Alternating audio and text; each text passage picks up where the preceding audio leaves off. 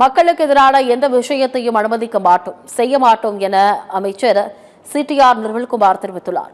மதுரை திருப்பரங்குன்றம் சட்டமன்ற தொகுதியில் 42,000 வாக்குகள் வித்தியாசத்தில் வெற்றி பெற்ற சட்டத்துறை மற்றும் மின்சாரத்துறை அமைச்சர் சிடிஆர் நிர்மல்குமார் கருவேலம்பட்டி பகுதியில் வாக்காளர்களுக்கு நன்றி தெரிவித்தார்.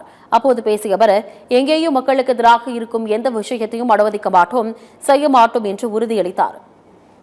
10-15 ஆண்டுகளாக மக்கள் பட்ட கஷ்டங்கள் அனைத்தையும் நாங்கள் சரி செய்வோம் என்று தெரிவித்தார்.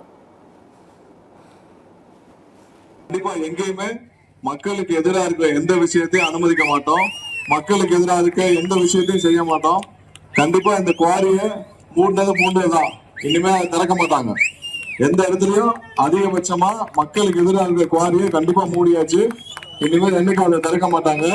எந்த விதத்துலயும் அவங்க எங்களை சரி கட்டவும் முடியாது. எங்களுக்கு 10 வருஷமா என்ன 15 வருஷமா என்ன கஷ்டப்பட்டீங்களோ அது இனிமேல் கண்டிப்பா சரி செஞ்சிருவோம்.